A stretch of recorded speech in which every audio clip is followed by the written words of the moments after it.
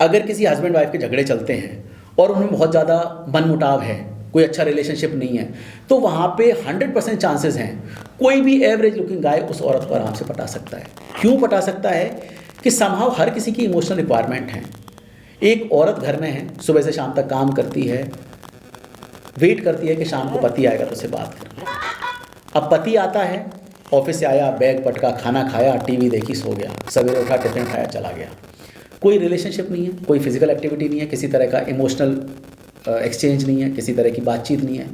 तो जीवन में कमी है, एक प्यास है, कहीं ना कहीं एक रिक्वायरमेंट है इमोशनल, कि कोई इंसान अच्छी तरह से बात करे, मेरी प्रॉब्लम को समझे, मेरी समस्याओं को जाने, कम से कम मुझे सुने। तो वहाँ पे अगर कोई भी एवरेज लुकिंग गाय है, वो उस औरत को आराम से पटा सकता है। अगर कोई उसका पड़ोसी है, उसका कोई दोस्त है, उसका कलीग है, वो उससे अच्छी तरह से बात करे, उसकी समस्याओं को सुने, उसको समय दे, उसकी थोड़ी सी रिस्पेक्ट करने लगे, मैं आपको बता रहा हूँ 20-25 दिन में उस औरत को पटाया जा सकता है। क्योंकि समहाउ ये डिमांड एंड सप्लाई वाला गेम है। सामने वाले की जो डिमांड है, वो डिमांड आप पूरी कर दोगे, वो आपका हो जाएगा। तो अगर पति वो डिमांड पूरी नहीं कर पा रहा है, तो कहीं ना कहीं वो इमोशनल डिमांड दूसरा कहीं बाहर से कोई इंसान पूरी करेगा, तो वो उसके प्यार में पड़ेगी वो औरत। तो और प्रॉब्लम क्या है, आदमी को क्या लगता है कि फिजिकल एक्टिविटी के लिए गई है, ये सेक्स के लिए गई है। ये आदमी की सबसे बड़ी भूल है। और आदमी की, देखो, मेल ईगो है ना, उसकी सबसे बड़ी नाकामी यही है कि उसकी औरत का किसी दूसरे के आदमी के साथ में फिजिकल रिलेशन हो। तो वो क्या करेगा, फिर उस औरत को इतना बदनाम करेगा, उस लेवल पे बदनाम करेगा कि भले उसके फिजिकल रिलेशन ना हुए हों तो भी घूम फिर के वहीं जाएगा। उसके दिमाग में वही चलता रहेगा, इसने उसके साथ में सेक्स किया होगा, उसके साथ में सोई होगी। कभी भी कोई औरत अपने पति को छोड़ के अगर किसी दूसरे आदमी के पास जाती है तो हमेशा इमोशनल नीड के लिए जाती है। और आप हमेशा एक चीज़ याद रखो, आदमी की प्रायोरिटी होती है सेक्स, औरत की प्रायोरिटी होती है इमोशंस। जब वो लोग साथ में हैं तो आदमी सोचता है सेक्स, औरत सोचती है इमोशंस। औरत सोचेगी ये मेरे से प्यार से बात करे, मेरे हालचाल पूछे, मेरी समस्याएं क्या हैं वो जाने। आदमी सोचता है कि घूम फिर के कैसे भी मेरा सेक्स मैं कर लूँ, मैं इंटीमेट हो जाऊँ। तो औरत तो बात करना चाह रही है, ये सेक्स करना चाह रहा है। जब औरत बातें छेड़ती तो वो कहता है अरे तुम तो कलेश करती हो, तुम तो झगड़ा करती हो, तुम कहीं ना कहीं से ऐसी चीज़ें लेके आती हो कि तुम दिन खराब करने की सोचती हो। अब मैं ऑफिस से थका आ रहा हूँ, तुमने फालतू बातें छेड़ दी। औरत क्या सोचती है कि मैं सुबह से शाम तक खाना बनाया, बच्चों को स्कूल भेजा, ये काम किया, वो काम किया, साफ़ सफाई करी, शाम को अगर 2 मिनट ही मेरे से बात कर लेगा तो उसका क्या बिगड़ जाएगा। झगड़ा तो पूरा यही है। देखिए, औरत का सबसे बड़ा झगड़ा ये है कि आदमी औरत को समय नहीं देता है। अब आदमी ऑफिस से आया, बैग पटका, खाना खाया, टीवी देखी, सो गया, सुबह उठा, टिफिन उठाया, चला गया। ना औरत को समय दे रहा है, ना उससे बात कर रहा है, ना उसकी समस्याएं समझ रहा है। अब आदमी क्या है, 24 घंटे उसको अगर साथ में है तो उसको सेक्स चाहिए। औरत है, उसको अपने कहीं ना कहीं इमोशंस शेयर करने हैं, अपनी प्रॉब्लम शेयर करनी है। रात को जब वो एक साथ बेड पे होंगे, वो अपनी जो समस्याएं हैं, अपनी बातें हैं, वो शुरू करेगी और ये घूम फिर के सेक्स पे आएगा। तो फिर आदमी क्या कहता है, अरे तुम तो रोज़ शाम को कलेश लेके बैठ जाती हो, तुमको झगड़ा करना है, अब मैं ऑफिस से थका आ रहा हूँ, तुमने फालतू बातें छेड़ दी।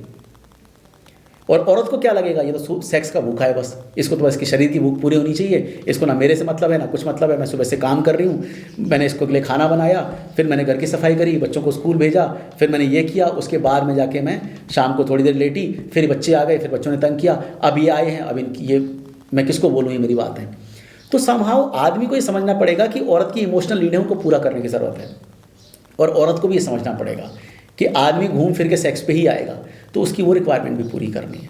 अक्सर यही होता है, औरत को लगता है सेक्स का भूखा है, ऐसा नहीं है। प्रकृति उसकी ऐसी है कि उसको वही चाहिए।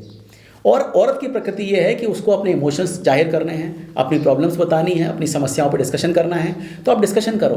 अब समझदार आदमी क्या करता है, आएगा, उसकी बातें सुनेगा, उसकी प्रॉब्लम समझेगा, सब कुछ करेगा, बातें करके फिर बढ़िया से उसको पैम्पर करेगा, प्यार करेगा, उसके बाद में सेक्स भी होगा आपका।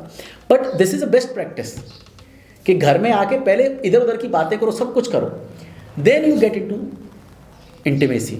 हम क्या करते हैं, हम सब काम छोड़ छाड़ के, और आजकल एक चीज़ और है, फिजिकल रिलेशनशिप ख़राब कब होते हैं, जब लोग इंटीमेट होते नहीं हैं, फोर प्ले करते नहीं हैं, एक दूसरे को किस करते नहीं, हग करते नहीं, सीधा सेक्स करना है। सीधा इंटरकोर्स में आप उतरोगे तो ना तो आपका इमोशनल बॉन्ड बनेगा, ना एक दूसरे से प्यार बढ़ेगा, उसमें सिर्फ आप अपनी अपनी जो बोझ है उसको हल्के होकर आप फ्री हो जाओगे, लेकिन उसमें एक दूसरे को कुछ हासिल कुछ नहीं होगा आपको। तो अगर आपका इमोशनल बॉन्ड अच्छा आपको करना है, तो जब भी आप किसी के साथ में इंटीमेट होते हैं तो पहले खूब सारी बातें करो, एक दूसरे को हग करो, टच करो, किस करो, और जो इंटरकॉर्स का टाइम है उससे पहले इतना समझ लो कि आप एक दूसरे के साथ में एक प्लेटफॉर्म पे आ जाओ। जब आप एक पेज पे आ जाओगे, जब आप एक परिस्थिति में दोनों आ जाओगे, जब दोनों लोग कहीं ना कहीं एक हो जाओगे, फिर जब आप इंटरकॉर्स में उतरोगे तो उसमें आप कुछ गेन करके उठोगे, आपको कुछ मिलेगा, वहाँ पे कुछ खोओगे नहीं। जबकि आप अगर सिर्फ सेक्स कर रहे हो तो वहाँ पे जब आप सेक्स करके उठोगे तो कहीं ना कहीं आपको लगेगा कि आपने कुछ खोया है, आपको गेन कुछ नहीं होगा। तो ये बहुत ज़रूरी है। तो देखो, एक दूसरे की प्रकृति को हमें समझना पड़ेगा।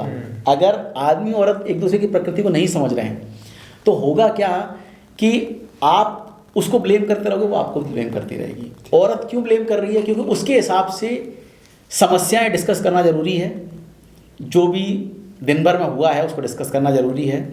और आदमी को लगता है मैं थका आ रहा हूँ, मुझे आराम चाहिए, मुझे थोड़ा सा सेक्स करना है, तो इसको करने देना चाहिए।